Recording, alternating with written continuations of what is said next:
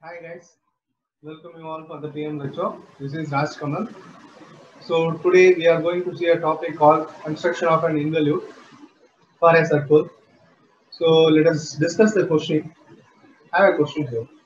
Draw a involute of a circle of 40 mm diameter. Also draw the normal and tangent to the point of 100 mm from the center of the circle. So this is our question. See the given data. So the given data is the polygon is circle. See, it's a circle, and the diameter of the circle is 40 mm. Here also 40 mm. So from the diameter, we can find the circumference of the circle. Here I put type 1. So how we conclude this problem as type 1 means.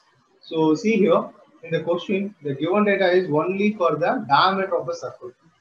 So we have the only the diameter of the circle is provided to solve the problem. So we can conclude that type of problem as a type 1. So we can see the type 2 and type 3 later in the videos. So type 1, how we concluding means if we have only the diameter of the circle as the given data for solving an involute problem means we can conclude that as a first type. Okay. So first, by using this diameter, we consider the radius. The radius is half of the diameter, that is 20 mm. For 20 mm, we need to draw a circle.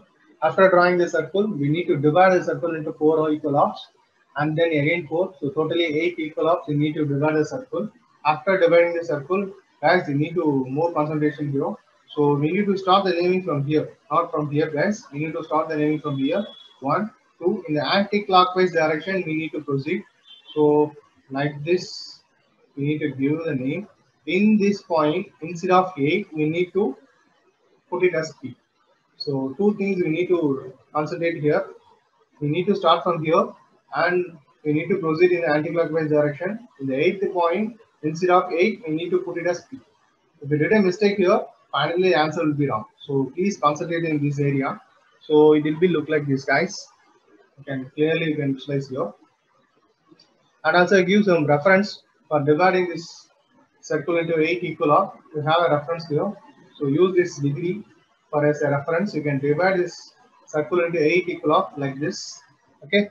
So after dividing the circle from the point P, we need to draw a horizontal line. Use your scale. You need to draw a horizontal line, and the line is not in horizontal manner. You can use the scale and draw it in paper manner. So the magnitude of this line is circumference of the circle, that is pi into d. Here the magnitude of this line is 125.7. So it will be look like this, guys. Okay. So after drawing this horizontal line, we need to divide this horizontal line into 8 equal half because we divide the circle into 8 equal half. If we the same time we divide a circle into 12 equal half means we need to divide this horizontal line also into 12 equal half. But here we divide a circle only into 8 equal half. So you can divide this horizontal line also 8 equal half is enough. But the magnitude of this line is 125.7. It's difficult to divide into 8 equal half in a proper manner. So that's why we following the inclined line method. So in this inclined method, from the point P, from the same point P, when you draw a inclined line for any angle, we need to draw a inclined line, and the line should be 8 centimeter. Why I am specifying here 8 centimeter means it is easy to divide into 8 equal half. For that purpose, we make this line magnitude as 8 centimeter. Okay, we need to draw a inclined line for any angle for magnitude of 8 centimeter. Okay, so it will be look like this, guys. So after dividing this circle, we draw a horizontal line and then we draw any angle inclined line. Then we need to divide this any angle inclined line into 8 equal halves. So like this, use your compass, take 10 mm, divide it into 8 equal halves. It will be look like this, guys. Okay, is in clear view now. So once again repeating, Why we dividing into 8 equal of means we are dividing the circle into 8 equal of. That's why we dividing this inclined line into 8 equal of. For that purpose only we take that magnitude of any inclined angle line is 8 centimeter. So after dividing into 8 equal of, from this point use your drafter or roller scale, join this both end, use your top first like this. You can visualize the here. It will be look like this guys. Okay. So you can use the roller scale, continue to draw the parallel lines. You need to draw parallel lines in equal distance, or drafter you can use it. It is also good like. So you can use a line like this and draw it. So after drawing these parallel lines, we need to give the name from here. From here only we need to start 1, 2, 3, 4, 5, 6, 7. Instead of 8, here also we give the name as point. Okay, it will be look like this guys. It's a clear view. So let's see the next step. So after giving the names, use your drafter. From the point 1 in the circle, we need to draw a tangent line for 90 degree like this. Okay, it will look like this.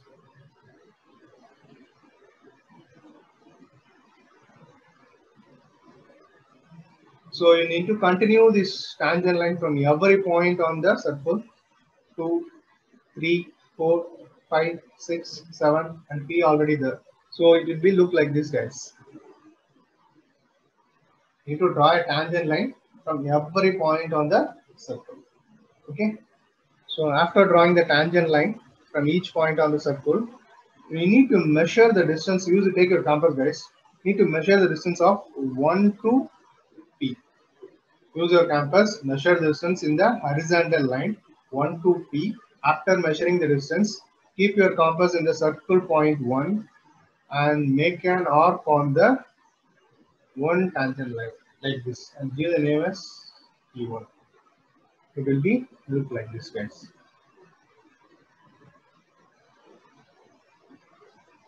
Similarly, from the second point, we need to measure the distance up to P point. Use your compass only and keep the compass in the second point and make an arc for the distance of 2 to P and give the name as P2. Need to continue this step for each point. It will be look like this guys.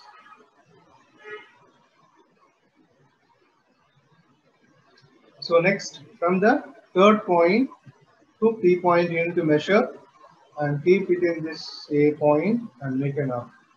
Similarly, from the fourth point, we need to measure up to P point. Keep your compass here and put an arc. So like this we need to do. It will be look like this guys.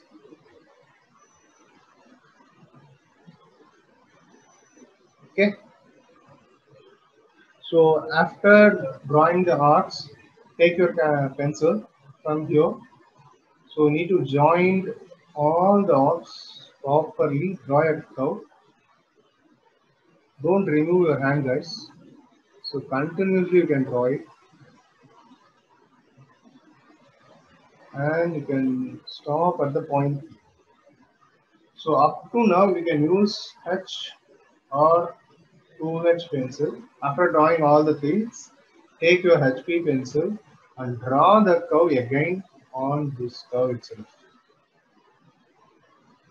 Okay, so use HP pencil, make the curve darker. It will be in your darker.